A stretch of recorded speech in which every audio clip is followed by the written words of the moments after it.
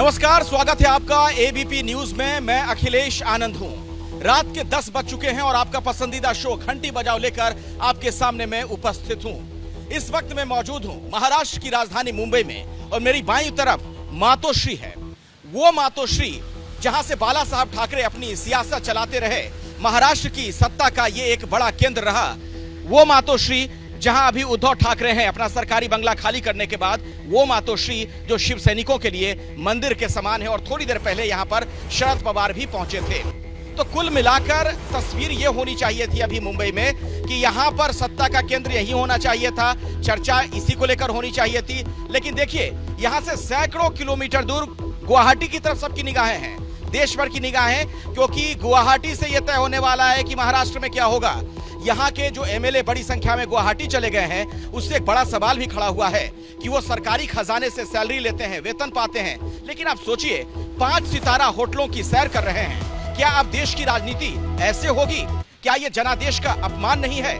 क्या ये लोकतंत्र का मजाक नहीं है? और इन सब के बीच असम के मुख्यमंत्री, ऐसा लग रहा है असम में बाढ़ की वजह से जो लोग प्रताड़ित हैं, परेशान हैं, त्रस्त हैं, त्राहिमाम हैं, उनके आंसू पोंछने की बजाय इन एमएलएस की तीमारदारी में लगे हुए हैं। ये दोनों तस्वीरें अपने आप में बहुत चौंकाने वाली हैं और लोकतंत्र के लिए कई गंभीर सवाल खड़े करने वाली तस्वीर है। तो आज इसी पर आप घंटी बजाओ कार्यक्रम देखेंगे। हमारी ये खास पड़ताल देखिए और 8422840000 पर घंटी जरूर बजाइए।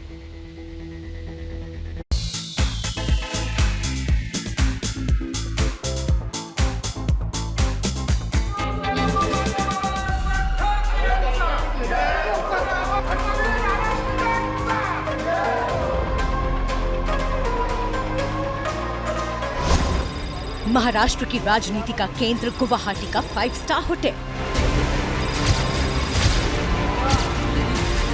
सारे बागी विधायकों के साथ एकनाथ शिंदे इसी होटल में वापस दोबारा बैठक, 40 से ज्यादा की संख्या हो चुकी है। और 5 स्टार होटल से कुछ दूरी पर जिंदगी और मौत का खेल।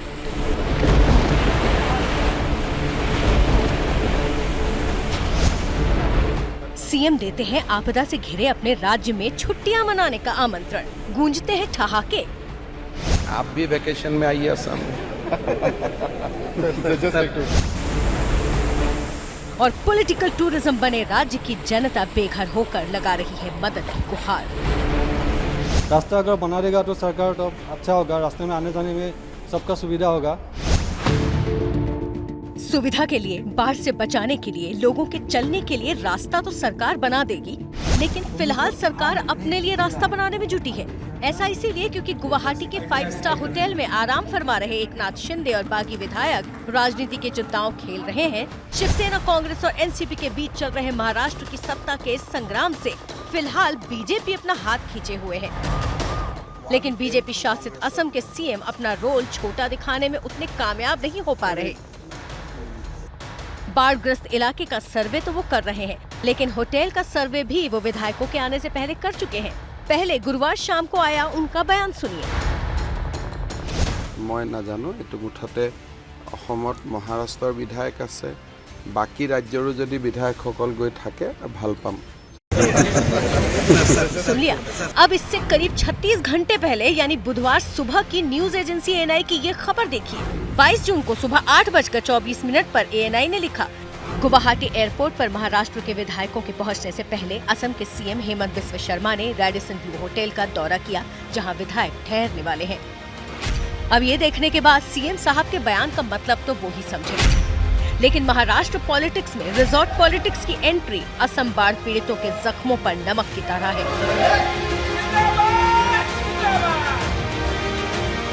जब जनता का दर्द बांटना चाहिए तो आलीशान होटल में हर लग्जरी का सुख उठाने वाली रिजॉर्ट पॉलिटिक्स की ये मुस्कुराती तस्वीर भी भद्दी नजर आती है।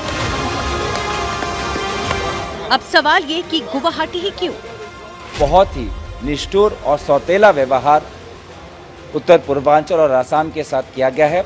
इतिहास में इससे पहले कभी भी बाढ़ के समय केंद्र सरकार अपनी राजनीतिक रोटी सेकने के लिए असम की सरकार पर इस प्रकार का दबाव नहीं बनाया है। ये पहली बार हुआ है। असम राज्य पिछले कई दिनों से बाढ़ से बेहाल है। असम के गुवाहाटी में मौजूद रेडिसन ब्लू होटल से सिर्फ 126 किलोमीटर दूर नागांव से लगातार लोगों की बर्बादी की तस्वीरें आ रही हैं। इसी तरह होटल से सिर्फ 85 किलोमीटर दूर धर्मतूल में भी बाढ़ का कहर जारी है। लेकिन इस बीच एक ही राज्य में दूसरी तरफ चल रहा है सत्ता का आलीशान खेल, सरकार गिराने की कवायद, 5 स्टार होटल का ऐशो आराम।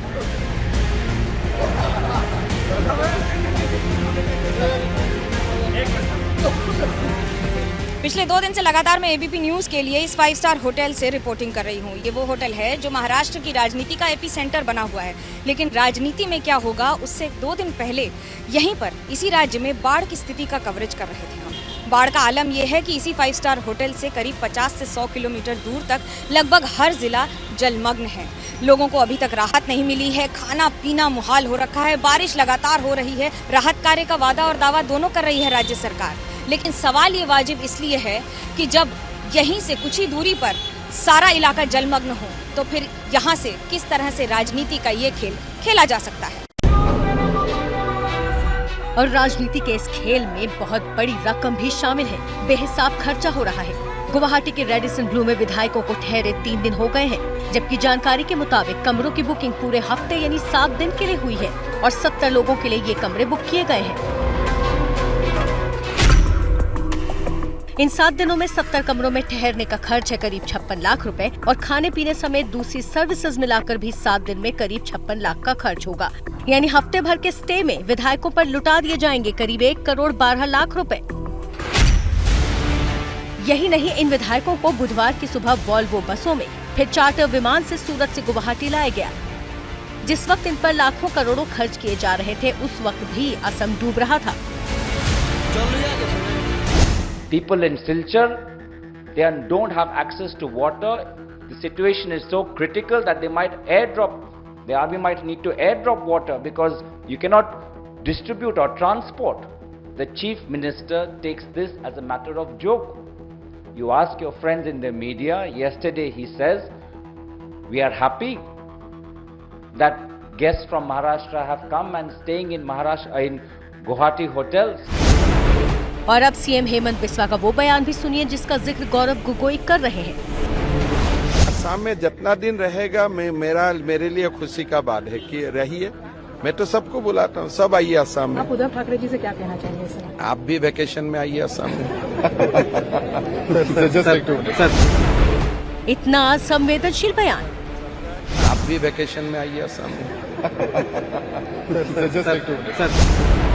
ये है इन असंवेदनशील सीएम के राज्य का हाल। असम की ही तस्वीरें हम आपको लगातार दिखा रहे हैं। 55 लाख लोग इस बाढ़ से प्रभावित हुए हैं। 11 दिनों से भूस्खलन और बाढ़ से ग्रस्त है असम। यहाँ के 34 जिले बाढ़ में डूबे हैं। 100 से ज्यादा लोगों ने अपनी जान गंवाई है। करीब 16,000 घर बर्बाद हुए हैं। करीब 55 लाख लोग इससे प्रभावित हैं और 4.5 लाख से ज्यादा लोगों को रिलीफ कैंप्स का सहारा है। 5 दिन हो गया है, शनिवार से आया है।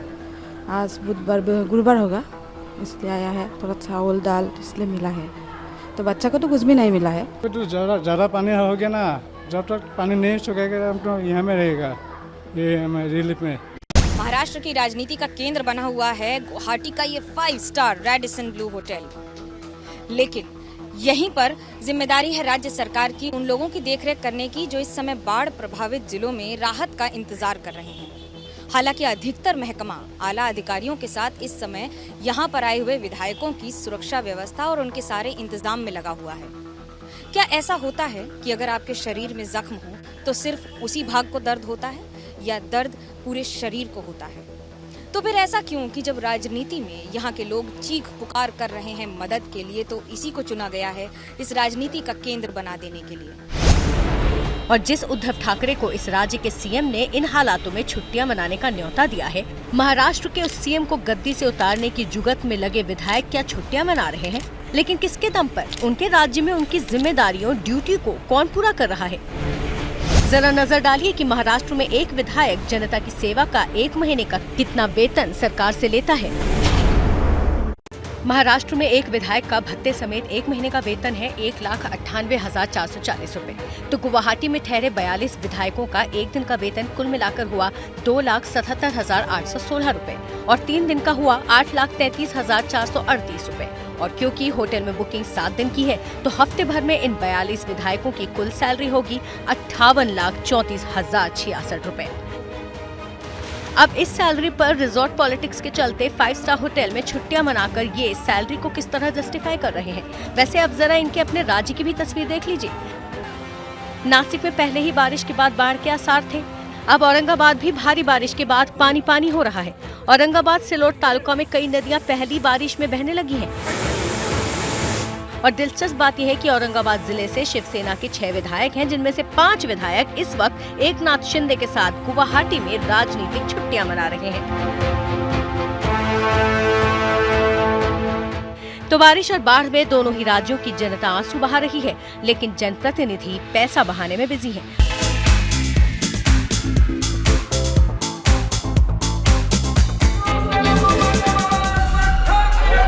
क्योंकि सत्ता के खेल में राजनीति इनके लिए सबसे ऊपर है।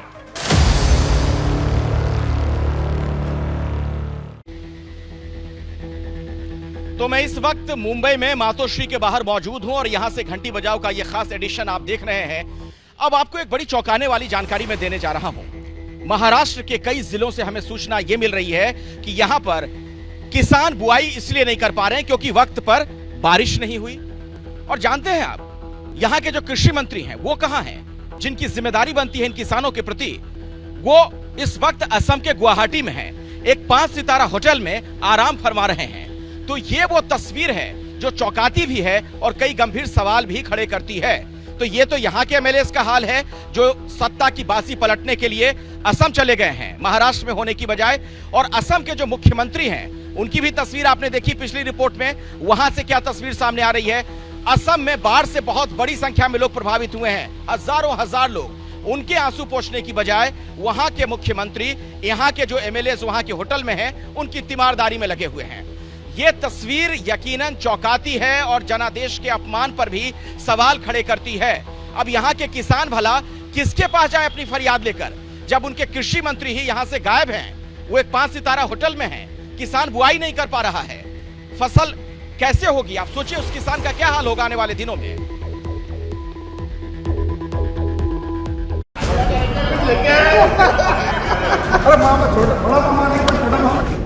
ठहाकों का ये शोर सुनिए, हंसते खिलखिलाते चेहरों को देखिए, एक दूसरे को गले लगाकर ये खुशी से फूले नहीं समा रहे हैं।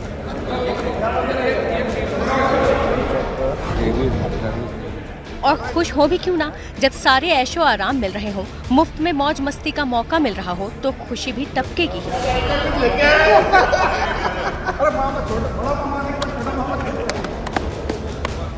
लेकिन इनकी इस खुशी की कीमत कोई और चुका रहा है।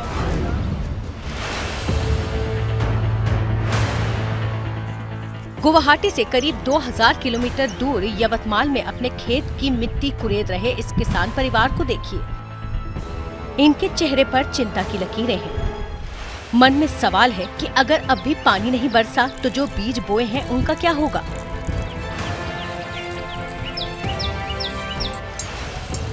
अब आप इन दोनों तस्वीरों को एक साथ देखिए और समझिए कि कैसे सत्ता के खेल में पिस रहा है आम इंसान। एक तरफ महाराष्ट्र में किसान बारिश न होने से परेशान हैं, उन्हें सूखे का डर सता रहा है, वो सरकार से मदद की गुहार लगा रहे हैं, लेकिन सरकार है कहाँ?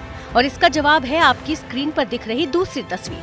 गुवाहाटी के 5 स्टार होटल में हंसी ठहाके लगाते हुए ये वही जनप्रतिनिधि हैं जिन्हें जनता ने इसीलिए चुना था कि वो उनकी समस्याओं को सुनेंगे, उनका हल निकालेंगे। लेकिन ये सब करने के लिए उनके पास वक्त ही कहाँ है।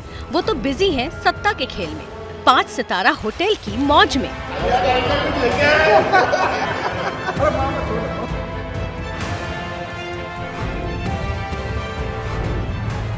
आज महाराष्ट्र सरकार में जो सब हलचल चालू है, इनको कुछ भी किसान और जो लोगों ने, नागरिकों ने इनको चुन के दिया, उसके बारे में उन लोगों को कुछ भी पता नहीं है। क्योंकि किसानों को आज खाद मिलना मांगता है, यहाँ पे यूरिया खाद नहीं मिल रहा है, तो उसके ऊपर कौन कार्रवाई करेगा? उन्होंने ही करना मांगता है ना। लेकिन यहाँ के जो लोकल विधायक है उनको भी कुछ पड़ी नहीं, वो सब मजे कर रहे हैं वहाँ पे नए सरकार बनाने के पीछे। ये सरकार जो देश में खेलना चालू है, महाराष्ट्र का सरकार, भारत का सरकार जो खेल है, ये खेल बंद करके हमारे किसानों की तरफ ध्यान देना चाहिए, जिसकी वजह से हमारे किसान डबल से कर्जा आज ले नहीं सक रहे। आज किसानों को जो है तो हमारे को शाहूकार के दरवाजे पे जाना पड़ रहा है और शाहूकार भी किसानों को कर्जा देता नहीं है, तो किसान क्या करेगा? फिर किसानों की आत्महत्या चालू हो जाएगी। महाराष्ट्र में इस समय खरीफ की बुआई चल रही है। किसान अपने खेतों में कपास, सोयाबीन और अरहर की फसल लगा रहे हैं। बीज अंकुरित होने के लिए पानी चाहिए, लेकिन जून के महीने में जितना पानी बरसना चाहिए अभी तक उतनी बारिश हुई नहीं है। कृष्णा सुधाकर के पास 7 एकड़ जमीन है। उन्होंने खरीफ की फसल बोई। पहली बार 8 जून को बीज लगाए, बारिश नहीं हुई तो 16 जून को दोबारा उन्हें बीज डालने पड़े। 2 बार बीज लगाने और बुआई करने में उनका करीब 70,000 रुपए का खर्च हो गया, लेकिन उसके बाद भी बारिश न होने से सारा पैसा और मेहनत बर्बाद हो गई है। अब भी अगर बारिश नहीं हुई तो तीसरी बार उन्हें फसल बोनी पड़ेगी।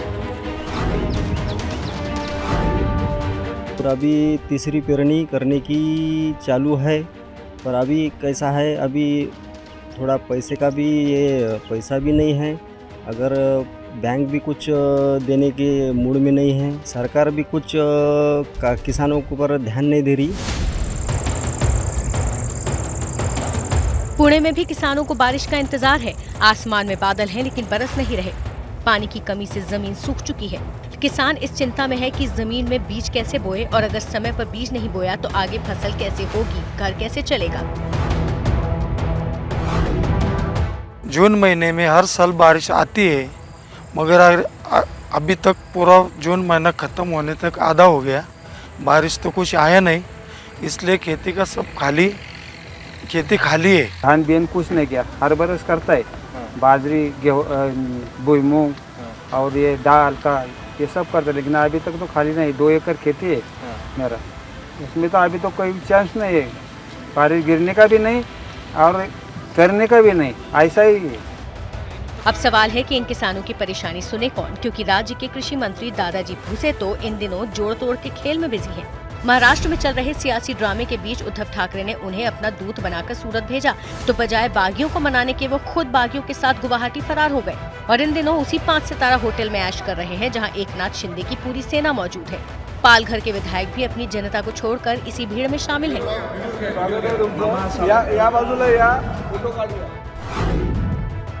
महाराष्ट्र सरकार के सियासी संकट को देखते हुए ये साफ है कि किसानों का संकट दूर करने वाला अभी कोई नहीं है, क्योंकि किसानों और जनता के प्रतिनिधि और मंत्री अपने अपने क्षेत्रों और विभागों को छोड़कर अपनी अपनी सत्ता बचाने और बढ़ाने में लगे हैं। और ये हाल तब है जब जानकारों ने इस बार पहले ही इस बात की चेतावनी दी थी कि इस साल जून में बारिश कम हो सकती है। इसीलिए सरकार को खरीफ की फसल की बुआई के लिए किसानों की मदद के लिए कुछ कदम उठाने होंगे।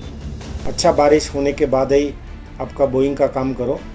उसमें अभी सोयाबीन का बोइंग रखड़ गया है, फार्मर साहब वो तो वेटिंग कर रहे हैं, किसान वेटिंग कर रहे हैं और जब बरसात अच्छा होगा तभी सोइंग हो जाएगा। इसीलिए वो फार्मर्स महाराष्ट्र के बहुत परेशान में हैं।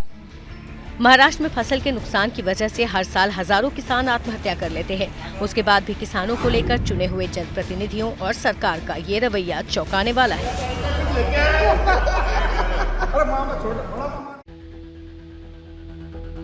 अब जरा आप याद कीजिए, जब 3 कृषि कानूनों का विरोध हो रहा था उस वक्त विपक्ष के तमाम नेता कैसे आंसू बहा रहे थे।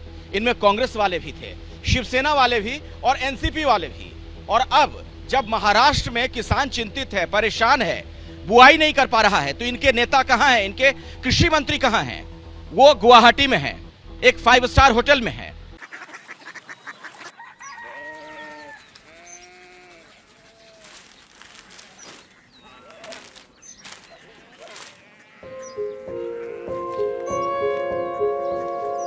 बाबा बाबा पुणिया सिटी जानिए ना।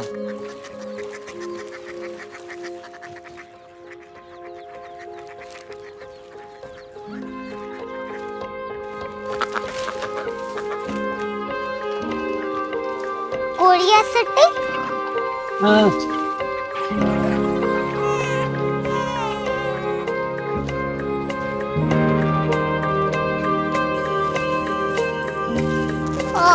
कोरिया सिटी कहाँ पे है? शहर अंग्रेजी लगे हैं।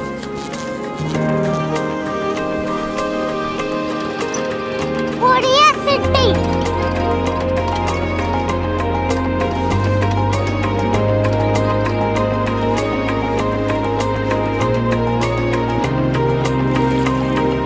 वो बहुत दूर है।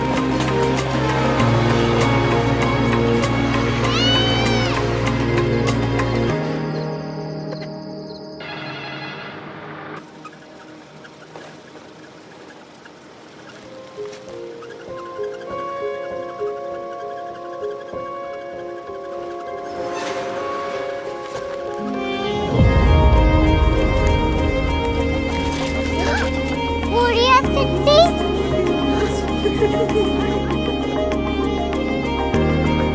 दुनिया को बोलना है, कुछ लोग बड़े होते हैं। कोरिया सिटी कहाँ है? प्रोफेसर साहब को पता होगा।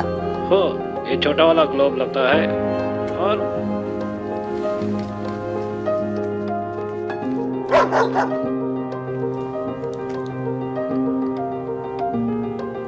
पता नहीं, मेरी बेटी से जाके मिल लो, शायद उसे मालूम हो।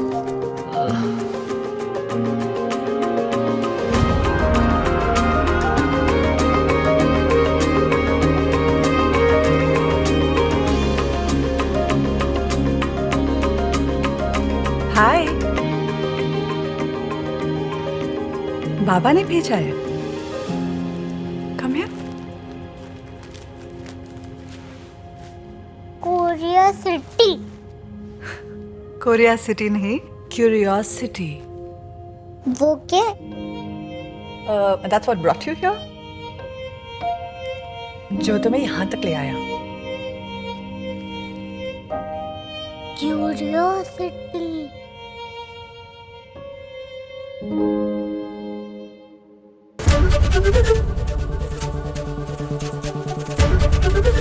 एबीपी न्यूज आपको रखे आगे।